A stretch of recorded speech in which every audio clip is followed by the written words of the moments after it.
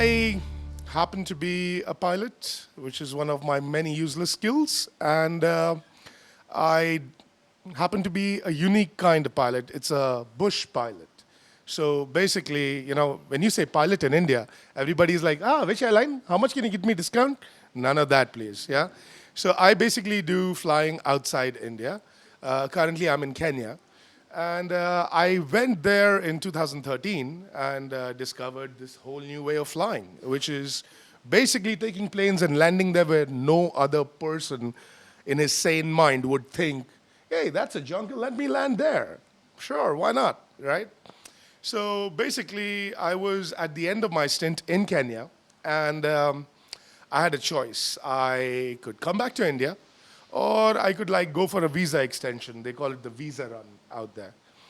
And I'm basically out of cash. I'm at the end of the line for everything. And a friend of mine, who happens to be a local white Kenyan, tells me, hey, you know what? I might have a gig for you since you have your American license. I was like, okay, sure, I'll take it, no problem.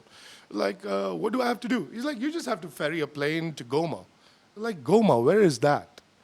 I'm in Nairobi at this point in time. And believe me, I never thought that, I didn't know where Nairobi was on the map, like most Indians, right? I used to confuse it with Nigeria and Nairobi, same thing, yeah? I mean, they are on opposite ends of Africa, and believe me, it's big. So yeah, sure, I'll take the gig, no problem, yeah? He's like, what do I have to fly? He's like, oh, it's a 182 with this guy. He runs this national park and everything. I'm like, yeah, sure, no problem. I'm supposed to be there. It's a 4-hour flight, and I just happened to cross Lake Victoria, which is one of the biggest lakes in Africa. It kind of borders 5 countries. So that would probably give you an idea how big this thing is. Well, I decide to take this, and the flight's supposed to leave at 8 o'clock in the morning. I'm there at 7 o'clock, all pilot dress on, visa, everything, everything in order in my bag, ready to go. This guy happens to be late. Not to mention, our plane is just coming out of maintenance. And this is the plane I have to go and deliver to Goma. Goma, who I don't know anything about or haven't even heard of, right?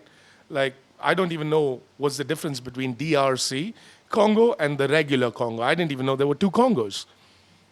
Sure, there's GPS, there are maps, sure, why not? What they don't tell you is that a lot of the information that you're supposed to have to make that trip is kind of hidden because they are in a war, right?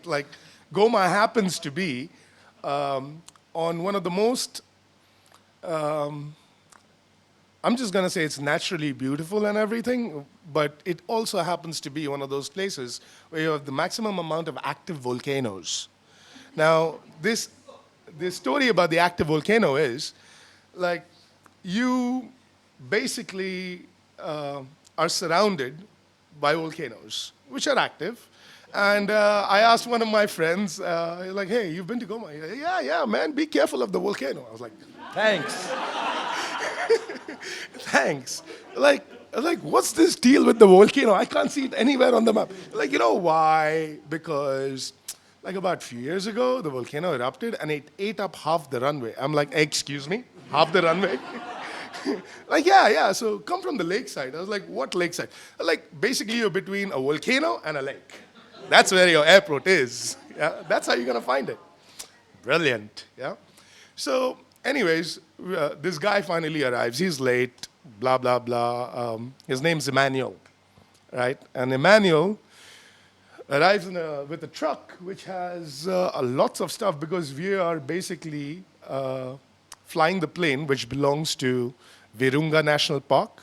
It's actually in the gorilla sector where the last known 800 silverback gorillas live.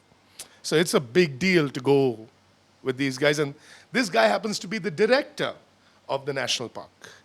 Great. So he also has some amateur flight experience, and he's done this trip about 50 times. He does it every year. And I'm like, hey, Emmanuel, this is the first time I'm meeting this guy. Great, yeah? And we strike up a conversation. We do the checks. We are on our way. Here comes Lake Victoria. And believe me, it's not a lake. It's a freaking ocean, yeah? Like, it never ends. Anyways, we cross the lake, and all I can see after we cross the lake, and this is uncharted territory, I've never gone this far. Hey, you see the mountains getting bigger, like, and the clouds getting thicker. And Emmanuel comes up with this brilliant idea. He's like, hey, let's just avoid customs and take a 10-minute diversion to my private airfield, and we can unload the stuff. I'll radio the guys, and they can go ahead and, unload all the stuff, and we don't have to bother with customs. I was like, dude, we're kind of getting late, yeah? Like, yeah, it's 10 minutes. Don't worry about it. All right, Emmanuel, I trust you. Sure. We land, and it's been 4.5 hours right now, and I'm in a plane. So I'm like, okay, I'm just going to step out, stretch my legs, have a cigarette. In the meantime, there's, again, an army truck that comes with like 10 guys who are completely in military uniform with Uzis, AK-47s, you name it. I've never seen this many guns than people, like, in a place. And they just unload the entire plane. He turns the plane around, and I'm like, hey, what the hell are you doing, man? Like, and he's like, no, come on, we gotta go. I jump into the plane, and we are taking off from the middle of nowhere and going to Goma. And when I look back, I was like, hey, where's my baggage? Like, what do you mean your baggage? Like, my bag was here. It has all my documents. Yeah. Well, they took it, and we can't go back. Like, wait a minute, you want me to land as pilot in command at an international airport without documents? Like, well,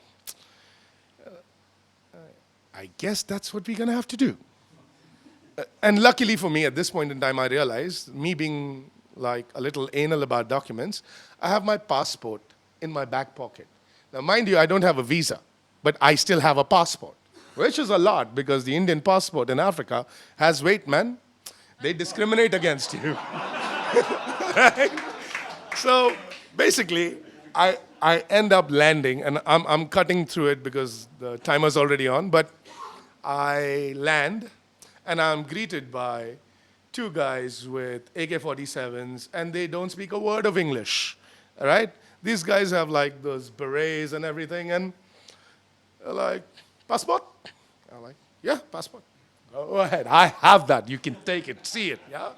I'm like, Emmanuel comes out of the plane. He starts speaking in French, and I'm like, what the hell, man? What's going on? He asked me for my passport. I give it. He's like, Raghbir, you can't do this here. I was like, he's a guy with a gun. He asked me for my passport. I'm giving it to him. Yeah, I don't care. So he's like, yeah, but it's okay. Right now, just stay on guard. I was like, I am on guard. And the guy has a gun. Yeah. So we walk up, and these guys escorting, speaking to Emmanuel, saying, director, this, director. I'm like, okay, great. I'm not going to say a word. And we walk up to the head of customs right there, and he's like this very well-dressed, well-spoken black French guy in full military uniform. And he's the director of immigration. And he greets Emmanuel, and at this point in time, I was like, Emmanuel, if something happens, yeah, you're going to get me out of jail. I'm not doing this. Right? I don't know a word of this. Luckily for me, Emmanuel happens to know everybody there. And the director of immigration. So the director of immigration says, why don't you have a visa when you decided to come to Congo? I'm like, ask him. Not me, ask him. Yeah? Like, yeah. So he tells him, well, lucky for you, I have to go have dinner with my mistress, and it's 6 o'clock. So why don't you come back tomorrow, and we'll get this sorted out for you. I'm like, wait, you're going to let me go inside the country without stamping my passport, anything? Yeah, it's okay. Just come back tomorrow. Yeah, don't worry about it. Great. So, I mean, there's a lot more to this, but this is the short version, and I think my group now knows why. So basically, when you go to Africa, keep your passport on you at all times. Yeah.